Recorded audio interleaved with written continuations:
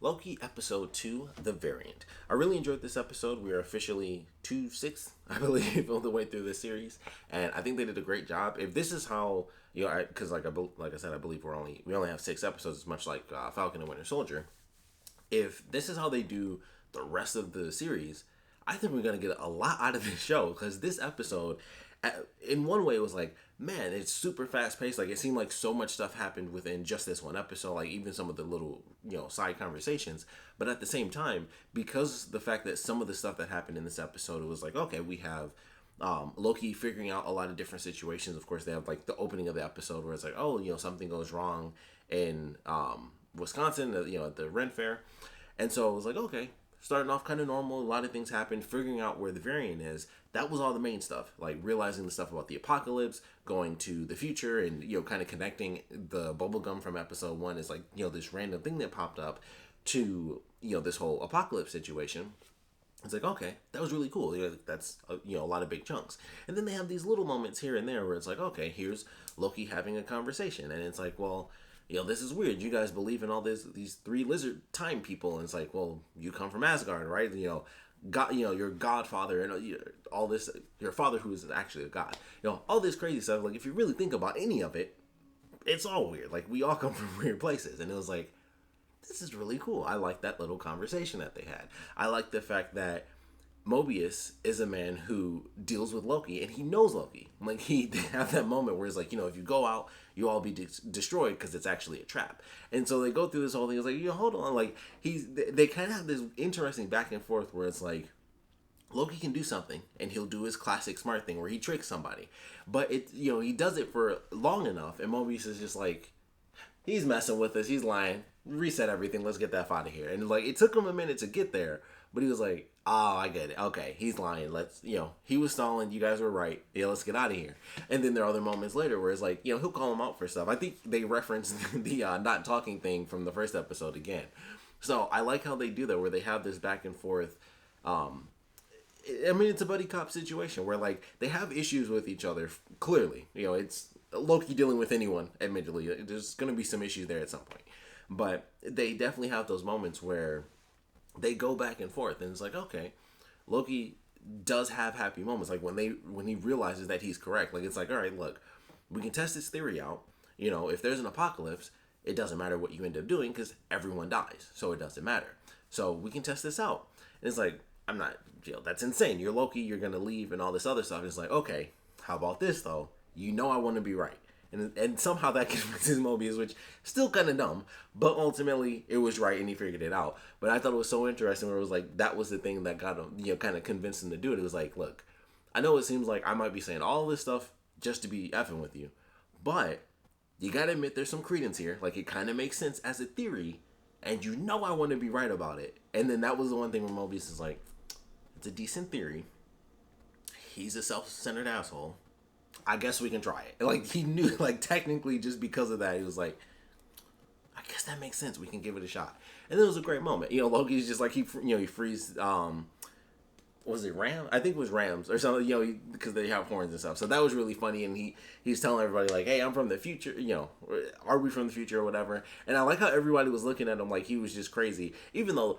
The funniest thing is the fact that it's impossible to tell. I'm not a time traveler, but the fact that he was dressed so insanely differently, like he had his jacket on and everything, nobody even remotely stopped. Not that it would have made a difference, but I just thought it was interesting because he was shouting like, I'm from the future and all this stuff, and that volcano's gonna explode and everybody's gonna be dead soon.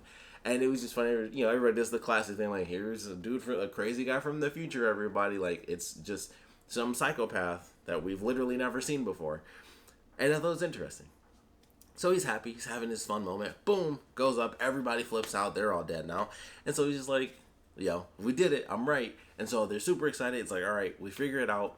Mobius goes. He talks to who I think they had a relationship. Based on like their back and forth. Like, oh, that must have been that other agent that you had. Or, whatever it was that he was referencing. Where it was like, I didn't get you that thing. It was like, oh, I have other agents out there. And so I think it was like this little back and forth kind of flirty, coy thing where like they either have had a relationship or they kind of want a relationship, but because of the business, they never officially did. But they definitely have that connection where like they both like each other, but they can never officially do it. or they did, and it's kind of just mutual now, where it's like, okay, business first, love eventually, maybe when they hit the end of the timeline and it's purely order. So I thought it was interesting. And of course, those little small conversations turn into extra little things where it's like, oh, Mobius has never seen the timekeepers. Seems like no one has, except for the judge. I can't think of her name. I know it's like Ray something. And I thought that was interesting. Like, okay, she seems to be the only person that's really done that. And they kind of make it seem that way specifically in this episode. Because in the last one, it was just like, okay, well, if they dictate what the timekeepers say, I just assumed she was a judge. Like, she was, that was just, at that time when Loki got in there, it just happened to be her. But they make it seem like, like if she has other agents, why would she be the only judge? And so then it's like this weird thing, like, if we see other judges, like, this was the episode that brought in all the questions, like, who are any of these people and what the F is really happening? There's some comic book stuff. I won't mention it. It doesn't matter to me, but just in case they happen to go with some specific things, I won't reference it. But I learned something recently where I was like, I did not know that. And that makes a lot of sense. It was already some specific theories where I was like, it's probably some stuff like this. And then I learned a specific thing and I was like, And then they also do that at the end of this episode. You've probably already heard that theory with Lady Loki and whatnot, but just in case, I won't reference that one either. Just in case you somehow are watching this and you didn't get that theory, there's a very specific thing that happened after the episode that some people saw and was like, But as they go through, of course, we end up going to, I believe it was 2050. They go in the future. Tons of natural disasters between now and 2050 or whenever. And I guess technically that was 2012, so it would have been a long time from then. But, I mean, it's still closer to 2012 than like 2050, but, it's still kind of just like, dang, we effed. But it is what it is. Roxcart. A lot of references to Roxanne in everything but the movies. I don't know when they're officially going to just transition over, and Roxanne is a really big company. Like, admittedly, they don't do any of the companies, I feel, within the Marvel Universe. They haven't done, like, the organizations or groups really well. Like, they've done AIM, but technically that was just AIM within Iron Man 3, and then that was it. And it really wasn't, like, AIM. It was just like, they just used the name because it was like, oh, yeah, that's kind of cool. Let's use AIM. It was like, it's just the same with the Mandarin. They used AIM and the Mandarin in that same movie. And neither of those things were really utilized as best as they possibly could have been. It was like Mandarin was the fake Mandarin. Thank goodness Shang-Chi is coming out. I cannot wait for that movie. So we're getting the real Mandarin with that. And then AIM. I would love to see AIM come back. You can watch MODOK. That's a better representation of AIM from the comics than we got in the actual movies. But Roxanne has been referenced 1 million times outside of the movies. And it's in all the TV shows. Like they did it in Cloak and Dagger. Unfortunately canceled. That was an amazing show. I'm pretty sure they referenced them in Agents of S.H.I.E.L.D. At some point, I'm sure they referenced Roxanne. And so I'm like, I feel like they're moving towards it. Like, they always throw it out in, like, the shows, and they don't really mention it in the movies. And this is as close as we've gotten, because all the other shows are like, I don't effing know. I guess they can officially say, by the time we get to the end of this series, they'll be like, those are officially alternate timelines. I hope they freaking bring back Cloak and Dagger. It's so good. Just watch it, just because it's really good. Marvel Runaways was nice on Hulu, but it wasn't as good as Cloak and Dagger. Cloak and Dagger was like, it was really up there. Plus the music was great in that show. But Roxcart, it was Walmart. It is what it is. So they go there, they get in the future. It's like, okay, Loki says that he has to earn his trust, amongst the TVA. And he's like, I'm going to do that. It'll be fine. So they go. They, of course, find someone else who's being controlled by Loki. And then, I do not remember the woman's name, but the woman that really hates Loki took his knives. Had she not taken the knives, things probably would have worked out a little better for them. I'm just saying. And, it's like, he could have used those knives instead of having to, summon the ultimate Roomba. He could have had a knife or two good little daggers. Things could have worked out a little better for them. He wouldn't have went through that portal at the end. But she had to take his daggers. Just saying. She should, old sacred timeline, she could have just let it happen. It would have been fine. But they go through. He finds Lady Loki. And I like how it was played out. And I'm excited to see what they do with this. Because they definitely reference some stuff, even in the episode. Like, Loki's like, I would never treat me this way, and stuff like that. And she's like, you like to hear yourself talk. And I'm excited to see how this ends up playing out. And what ends up happening, like, what her actual goal is as well. It seems like she wants to create alternate timelines in their entirety. So I'm excited to see how that ends up playing out because I don't see how they could possibly stop anything. Like at this point, I think they're doing the multiverse. So beforehand, it was like, okay, what the way they have it explained, a lot of people have been confused. So hopefully, I can help like a tiny bit if you're watching this. So the way they have it now is there's the sacred timeline. You can create alternate timelines, which is what happened, with Loki, and that's why this variant version of Loki from 2012 even exists. But because they erased it before it, kind of went too far and there were too many changes, it just erased. It was just like, oh man, that was almost an alternate timeline. We hit the little button on our bomb. It just wiped everything out, and everything's good. No big deal. That was just like, oops, whatever, and we just wipe him out. Take him to the TVA. He gets judged. Most likely he gets destroyed. But as I mentioned in my last review, if they have a judge, some people don't get destroyed, and I feel like we're going to end up seeing that somewhere in this series where someone does not actually get wiped out, and then they say, this is what happens next.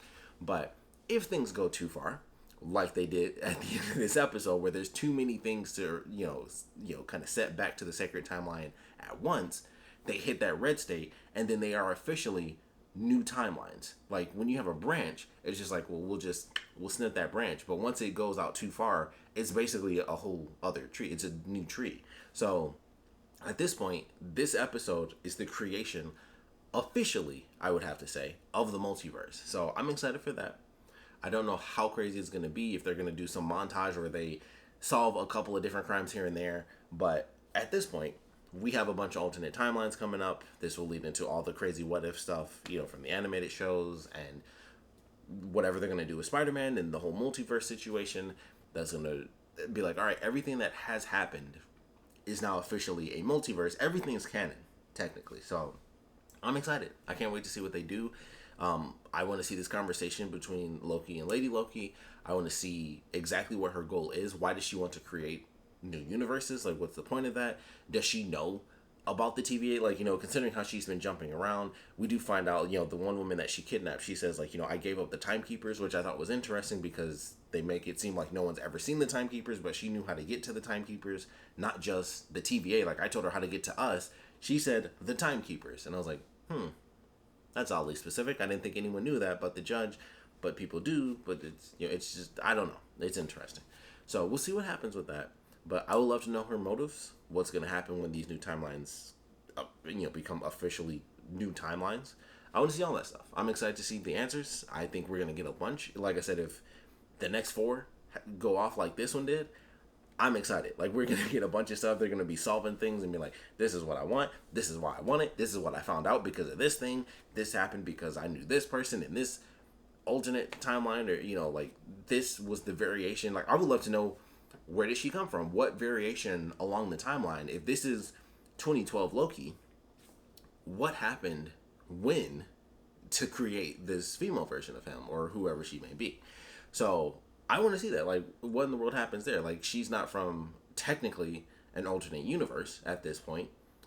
What's going on there? Or maybe she is, and they end up explaining that because they say, like, oh, it's the sacred timeline or whatever. But it's comic books. There's a whole lot of stuff and a whole lot of different things.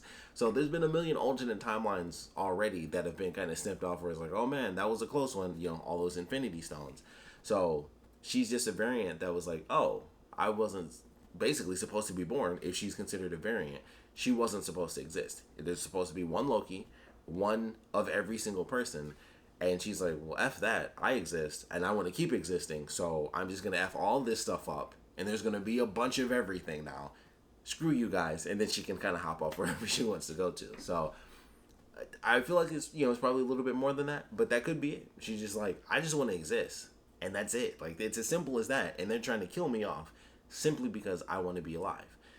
And that's decent motivation. That, honestly, if she said that, I'd be like, well, that's all you need. You want to live. Sometimes you got to go buck wild. So I'm excited for some answers, but I love this episode for sure. I would like to see, what happens next as far as these alternate timelines. Are they going to show any of these alternate timelines within the series? It would be cool if we got some cameos. Of course, that would just be really, really funny and amazing. To just be like, oh, this is an alternate version of, Guardians of the Galaxy, because Ego was one of the things referenced. Ego was referenced. New York was referenced. A couple other places that we've seen, some places that we haven't seen, which may or may not, be referenced in the future as far as the sacred timeline versions or alternate timeline versions, who knows. But either way, we got a lot of stuff coming. I think this episode gave us a lot. I love the fact that these are like hour-long episodes. They've so far, it's only been 2, but so far they've actually been nearly hour-long episodes. I really hope we don't get into that Falcon Winter Soldier thing where it's like, oh yeah, we got like hour-long episodes, and then by like episode 4 it was like that was almost 30 minutes. Like, you give me like 37 minutes and stuff. Like, they were hitting us with some short episodes. Like, somewhere in there was a couple little short ones, but so far we've legit gotten like basically full hour-long episodes. So hopefully that kind of just keeps going throughout the season. I'm very excited. I love what they did with this. I love the reveal at the end, even though we all kind of expected that. And then there was also the other reveal that you may or may not have noticed. But all in all, I'm excited. I think they did a great job with this episode. I, of course, would love to know what you guys thought about it. So please put your comments down in the comment section below. Let me know your favorite parts about it, at least favorite parts about it. And, of course, thoughts, theories, hopes, things you don't want to happen. Hope this does happen. Hope this doesn't happen. All of that good stuff. We also saw a couple variant Lokis. We saw, like, crazy radiated Hulk Loki. We saw Loki that just wanted to run. He just wanted to do like the Tour de France, not Tour de Force, the Tour de France, and he won. It's like he can't just win. It's very simple. Like, just let the dude be happy or something, But they had to wipe them all out. And then there was one that didn't even look like it looked like they just got like a different person. And I was like, okay, that was full on kind of shape shifting style Loki. And I was like, I like that. I like that for sure. They also talk about the duplication stuff and the illusion things, which they reference at the end, where he doesn't make an illusion. He actually turns himself dry utilizing magic. And it's like whatever he said, like, it's a complete facsimile of what he was, just like a slight alteration based on what he wants. So I was like, okay, they explain that, which was, I think, just to kind of separate some of the different forms of magic between illusions and things that exist. Because like what he kind of explained was like that would have to be something that you see that is like not really there.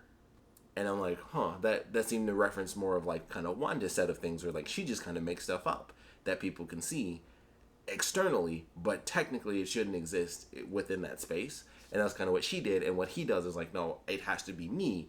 And then I basically make a clone of myself and I just kind of tweak something and then it's me. It's just me again. So I was like, it was interesting that they bothered to go through that. And I was like, cool. But great second episode. Can't wait for the next one. Like I said, would love to know what you guys thought about it. So please put your comments down in the comment section below. And of course, thanks for watching.